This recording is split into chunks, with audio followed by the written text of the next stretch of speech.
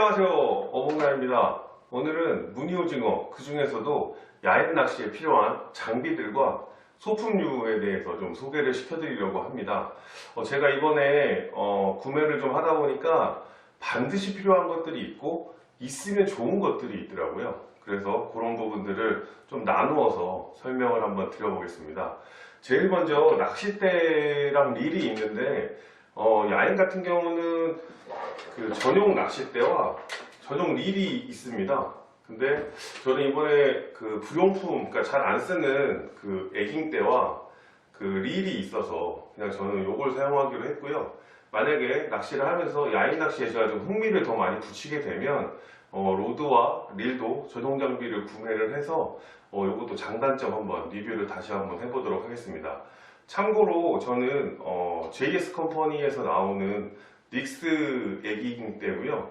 832ML대 요거를 사용할 것이고, 릴은 아부가르시아에서 나오는 카디날2 SX 2500 더블핸드 요거를 한번 사용해서 조행을 한번 해보도록 하겠습니다. 그리고 제가 야인을 준비하면서 꼭 필요하다고 생각했던 게 요 모델이었어요. 일단은 아지, 그러니까 전갱이와 어레이 같은 생미끼를 보관할 수 있는 살림통과 이제 이렇게 거치대, 로드 거치대가 한꺼번에 있는 하나로 되어 있는 일체형 제품이라 좋은 점이 있는데, 시중에 또 요 거치대는 나오는데 그건 이제 두 대로 되어 있어서 두 대를 운용하실 분들은 그게 더 유용하실 수 있고, 저는 이제 먼저 한 대로 시작해 볼 거기 때문에 이렇게 편하게 되어 있는 아지 박한 전용 제품으로 구매를 했습니다. 보시는 것처럼 그 야이바 X 제품이고요. 지금 좀 구겨져 있는데 이게 배송 올 때 접혀서 와서 요거 이제 물을 넣으면 이제 쫙 펴질 겁니다. 요거 지금 새 거여가지고 좀 그렇고요. 장점이라고 보자면 일단 원형입니다. 아시는 분들은 아시겠지만 고등어, 전갱이 류들은 유형을 할 때 이렇게 원형으로 유형을 해서 사각틀에 들어가면 좀 상처도 많이 생기고 좀 죽기도 저 원형보다는 더 잘 죽는다고 하더라고요. 그래서 원형 모델로 되어 있고, 그 다음에 여기 기포기 케이스가 있고, 그 다음에 아까 말씀드린 대로 로드 거치대가 달려 있습니다. 그래서 로드는 뭐 전용 로드가 아니더라도 제가 해보니까 아무거나 이렇게 걸어도 넘어지지 않고 이렇게 되어 있는 겁니다. 로드 거치대는 각도 조절도 가능합니다. 그래서 내가 지금 낚시를 하고 있는 장소의 수위에 맞게 조절이 가능한 점도 좋고요. 그 다음에 높이 조절도 가능합니다. 이렇게 가능하죠. 그래서 상당히 유용하고, 여기에는 또 다른 뭐 어떤 바늘 같은 거 걸어둘 수 있게끔 돼 있어서 상당히 편리한 제품이고요. 다음은 기포기입니다. 기포기 저는 소울 제품을 사용할 건데, 작년에 친구가 선물을 해줬어요. 제 이니셜까지 박아가지고. 근데 제가 이거를 꼭 쓸 일이 있을까 싶었는데 드디어 야인을 하면서 사용을 하게 되었고요. 장점이라고 보자면 C타입으로 뭐 고속 충전이 된다. 그 다음에 이렇게 등이 예쁘게 LED 등이 들어온다 정도인 것 같아요. 그래서 요거는 여기 기포기 케이스에 넣고, 요 아지 박한의 또 장점은 이렇게 기포기 호수를 바로 연결할 수 있게 튜브 홀이 뚫려져 있습니다. 그래서 여기다가 홀을 넣고, 홀에다가 넣어주고, 여기 자크를 담가주면은 저희가 이제 이동 중에 뭐 바닷물이 흘러나온다든지 혹은 전갱이가 튀어나온다든지 아니면 전갱이가 잘 살아있는지 확인할 수 있는 장점도 있습니다. 그리고 다음으로는 야인 바늘이, 요것도 또 이제 필수 제품입니다. 필수.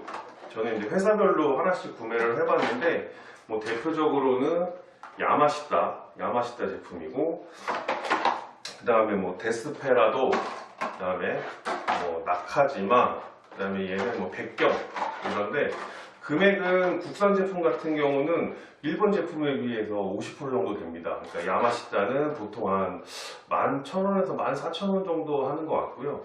국산 제품은 6,000원대 이렇게 해서 구매할 수 있었습니다. 그리고 다른 것들 뭐 별 특징은 그렇게 없는데 이 바늘 하나 떼서 보여드리면 요거는 이제 그 데스페라도 제품인데 요 추가 왔다 갔다 합니다. 이렇게. 그래서 여기를 저도 이제 해보진 않고 영상으로만 봤는데 여기 중심을 좀 잡아서 내려주는 게 더 내려가는데 속도가 잘 난다고 하고요. 그리고 사이즈는 뭐 작은 거 S부터 뭐 2 라지 이렇게까지 있는데 그거는 오징어, 그러니까 지금 시기에 나오는 오징어의 사이즈가 어떠냐. 작으면 S, 그 다음에 크면 더 큰 뭐 2 라지 모델 이런 것들을 이용해서 사용하면 되고요. 조금 이제 바늘이 워낙에 날카롭다 보니까 이것도 나까지마에서 이렇게 또 넣어서 보관할 수 있는 이런 제품도 있더라고요. 그래서 2,000원 주고 구매를 했는데 이게 신기한 게 데스페라도 건 되게 잘 맞거든요. 이렇게 잘 맞는데 다른 브랜드 뭐 야마시타 심지어 자기네 회사 나까지마 제품은 이게 좀 작아요. 이게 좀 바늘이 좀 크고 그래서 밖으로 삐져나오기도 하고 강제로 좀 잠가야 되는데 이게 단순히 어떤 기능적인 것보다는 이 바늘을 넣어서 사람의 손을 다치지 않게 하는 게 목적인 것 같은데 좀 크게 만들어주면 좋지 않았을까 이런 생각이 좀 듭니다. 다음으로는 필수는 아니지만 추가적으로 있으면 좀 좋은 제품들이 제가 생각했던 것보다는 좀 많이 있더라고요. 그래서 좀 소개를 시켜드릴 건데요. 요거는 전갱이 전용 바늘은 많이들 아실 거예요. 요거는 S, M 사이즈로 나오고 특징을 살펴보자면 바늘에 도래가 달려 있습니다. 바늘에 도래가. 그래서 여기에 원줄을 연결하고 이쪽에 전갱이를 꼽으면 되는데 아무래도 도래가 있다 보면은 이제 엉키거나 할 확률이 좀 적죠. 그래서 좀 바로 바늘을 묶어서 쓰는 것보다는 덜 엉키고 좋다고 하더라고요. 그래서 이것도 준비해 봤고요. 다음은 잠조군이라는 건데요. 혹시 많이들 아시나요? 이게 전갱이가 우리가 바늘에 달아서 채비를 내렸을 때 전갱이가 조류나 혹은 뭐 그 외에 다른 영향으로 가라앉지 않을 때 그때는 무늬오징어의 입질을 받을 확률이 적다고 하더라고요. 그래서 전갱이를 강제로 가라앉혀주는 역할을 합니다. 사진에서 보시면은 이렇게 전갱이의 뒷지느러미 앞쪽에 이렇게 바늘이 달려져 있는 이 무게추를 달아서 강제로 가라앉혀 주는 거죠. 강제로 가라앉혀 주는데 이 제품 같은 경우는 S 사이즈 2g부터 3라지 8g까지 있어서 상황에 맞게 사용하면 될 것 같습니다. 다음으로는 이제 어시스트 바늘이라는 건데요. 아무래도 저희가 요 전갱이를 끼워서 하는 생미끼 낚시이다 보니까 다른 육식성 어종이라고 해야 될까요? 뭐 광어, 뭐 농어, 뭐 달고기, 뭐 이런 아이들이 입질을 할 때가 분명히 있다고 합니다.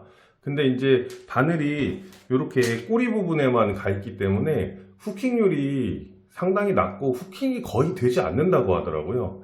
그래서 이 어시스트 바늘 같은 경우는 이렇게 전갱이 등 쪽에 하나를 더 끼워주고 이 바늘을 클립 형태로 돼 있어 가지고 전갱이 전용 바늘에 걸어주는 겁니다. 그러면 광어나 농어 이런 어종들도 놓치지 않고 저희가 겟 할 수 있다고 하더라고요.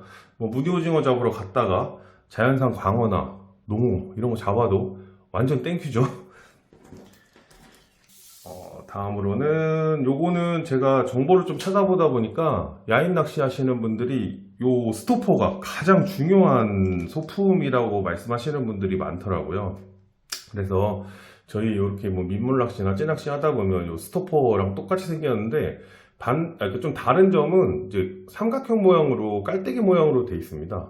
그래서 이 제품을 바늘에 이렇게 원줄에 바늘이 아니고 이렇게 걸어주는 겁니다. 이렇게 넣어주고